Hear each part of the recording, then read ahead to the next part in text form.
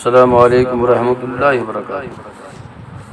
मोहतरम बुजुर्ग दोस्तों, हमारे चैनल ऑलराउंडर राजपूत सब्सक्राइब करें, शेयर करें, लाइक करें।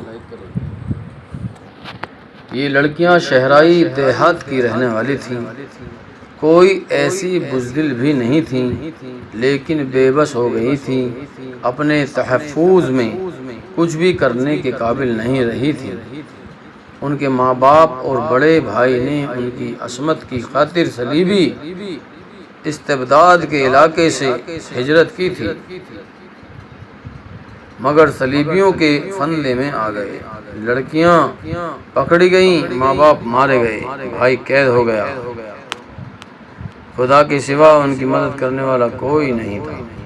वे कैद से निकल भागने के भी काबिल नहीं थी। वे रोती थी तो खुदा को ही याद करती थी और खुदा को ही मदद के लिए पुकारती थी। अपनी इज्जत के अलावा अपने भाई आफाक के लिए वे बहुत परेशान थे। उस वक्त आफाक बगैर कैंप में तड़प रहा था। बेगैर कैंप में तड़प रहा था। वह जख्मी भी था और उसे पीटा भी बहुत गया था। पहले के कैदी शाम के वक्त रोज़मर्रा की मशक्क़त से आए थे। उन्होंने अपने नए कैदियों को देखा, उनकी बिपता सुनी। उनमें सिर्फ आफाक जख्मी था, किसी ने उसकी मरहम पट्टी नहीं की थी। 3-4 कैदियों ने कुछ दवाएं और मरहम और कुछ देशी दवाएं छिपा कर रखी हुई थी। रात को उन्होंने आफाक के जख्म साफ किए और मरहम भरकर ऊपर कपड़े बांध दिए। आफाक को अपने जख्मों का दर्द महसूस नहीं हो रहा था। उसका जहन अपनी बहनों की तरफ था कि उसकी बहनें कहाँ होंगी और वह कैद से किस तरह भाग सकता है। कैदियों ने साफ अल्फाजों में बता दिया था कि उसकी बहनें कहाँ होंगी और उनके साथ क्या सलूक हो रहा होगा। उसे बताया गया कि उस कैद खाने की कोई दीवार नहीं और उन्हें बेड़ियां भी नहीं डाली गई हैं। फिर भी वह यहाँ से भाग नहीं सकता, क्योंकि संतरी घूम फिर रहे हैं और अगर वह यहाँ से निकल भी जाएगा तो जाएगा कहाँ? कहीं न कहीं पकड़ा जाएगा। उसकी सज़ा इतनी अजियतनाक मौत होगी जिसका वह तसव्वुर भी नहीं कर सकता था। उसे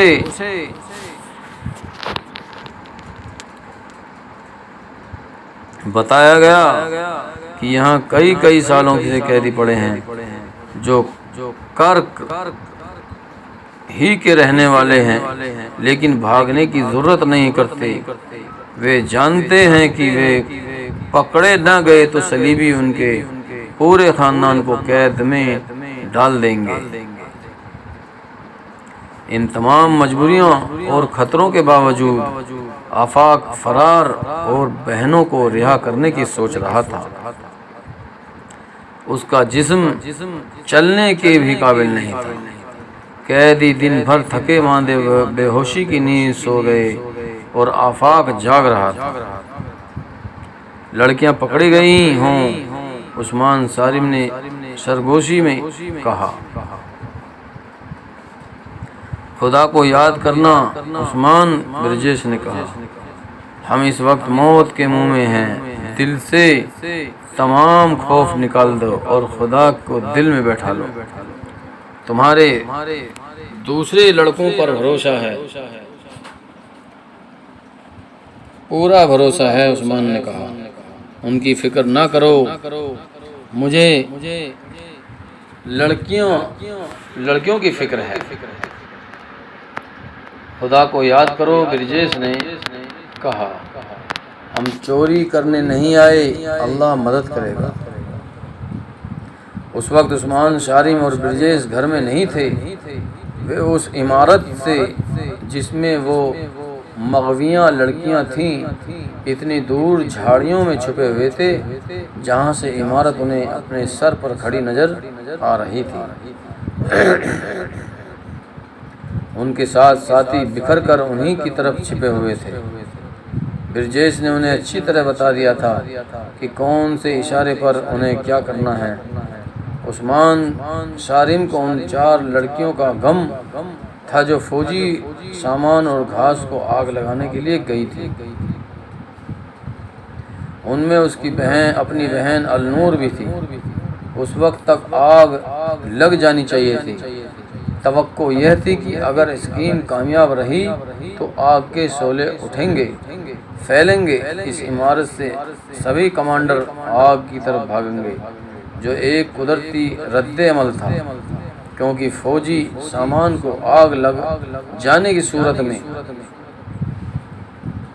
वे अपनी महफिल ऐश व तरब में मगन नहीं कर सकते थे।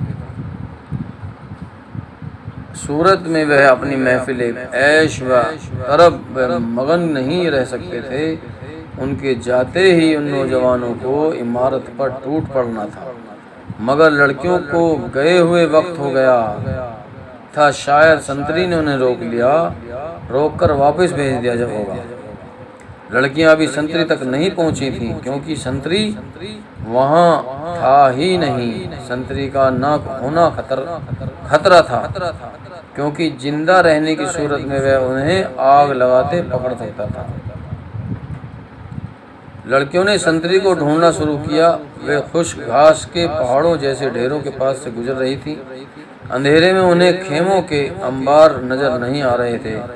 वे इकट्ठी जा रही थीं। उन्हें एक जगह डंडे से बंधी हुई मशाल का शोला नजर आया। वे उधर चली गईं। संतरी सामने आ गया। मशाल का डंडा जमीन में गड़ा हुआ था। संतरी ने मशाल उठा ली और लड़कियों के करीब आकर उन्हें रोका। वह लड़कियों का भड़कीला लिबास और सज धज देखकर मरऊब हो गया। उनके साथ एक नौकरानी थी, जिसने सर पर गठरी सी उठा रखी थी। संतरी ने उनसे पूछा कि वे कौन हैं और कहाँ जा रही हैं।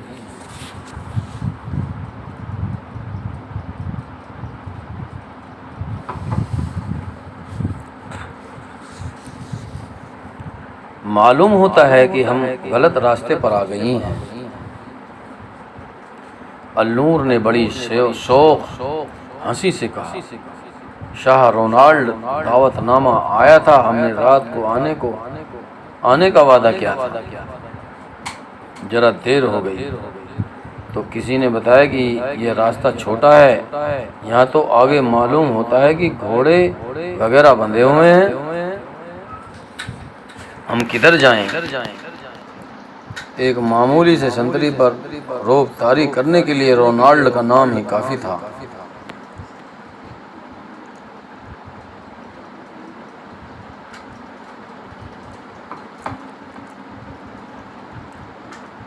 वह जानता था कि सलीबी बादशाह किशाश के लोग हैं। रेनाल्ड ने इन लड़कियों को ऐश व इशरत और नाच गाने के लिए बुलाया होगा। लड़कियों के लिबास, उम्र, शक्ल व सूरत और अलनूर के बात करने का अंदाज और खिलंदरा सा अंदाज बता रहा था कि ये उसके आला हुक्काम के मतलब की लड़कियां हैं। उसने उन्हें रास्ता बताना शुरू कर दिया। एक लड़की उसके पीछे हो गई और इतनी जोर से खंजर उसकी पीठ में घोंपा कि दिल को चीरता हुआ आगे निकल गया। उसके हाथ से मशाल गिर पड़ी। अलनूर ने मशाल पर दोनों पांव रखकर मशाल का शोला बुझा दिया। बाकी लड़कियों ने संतरी के दिल में अपना खंजर दाखिल कर दिया। संतरी की आवाज भी ना निकली। बिरजेश ने उन्हें बताया था कि घास में आग लगेगी तो उसकी रोशनी में उन्हें खेमों को ढेर और गाड़ियां नजर आ जाएंगी। घास के पहाड़ तो उन्हें अंधेरे में भी नजर आ रहे थे। जो लड़की नौकरानी बनी हुई थी उसने जल्दी से सिर से गठरी उतारी। उसमें आतिशगीर मादा और आग लगाने का सामान था। उन्होंने घास के एक ढेर को आग लगा दी, फिर दूसरे और तीसरे को जरा सी देर में तमाम ढेरों में आग लग गई।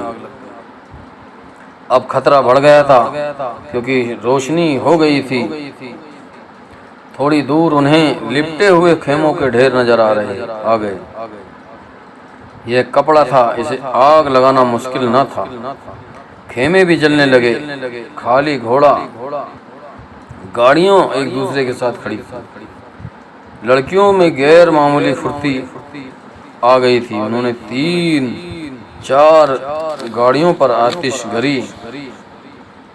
आतिशगीर मादा फेंका और आग लग गई। इतनी देर में आग के शोले आसमान तक पहुंचने लगे।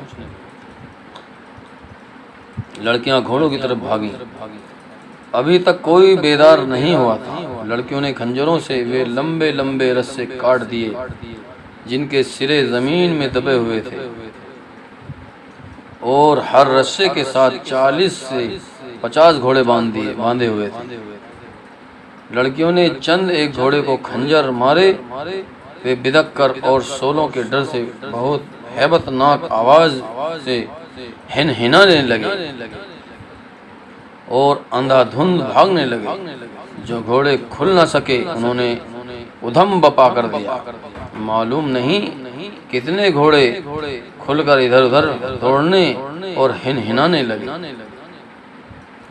ऊंट खुले थे और आसमान से आराम से बैठे थे। वे उठ खड़े हुए और अंधाधुंध भागने लगे। चारों लड़कियां बेलगाम घोड़ों और बेशुमार ऊँटों के नरगे में आ गईं। दूसरी तरफ सोले थे जिनकी तपिश दूर से भी जिस्मों में जलती थी, और जानवरों के इस कदर ज्यादा शोर गुल और धमाकों जैसे टापों के से फौज बेदार हो गई। हमारे चैनल ऑलराउंडर राजपूत सब्सक्राइब करें, शेयर करें, लाइक करें।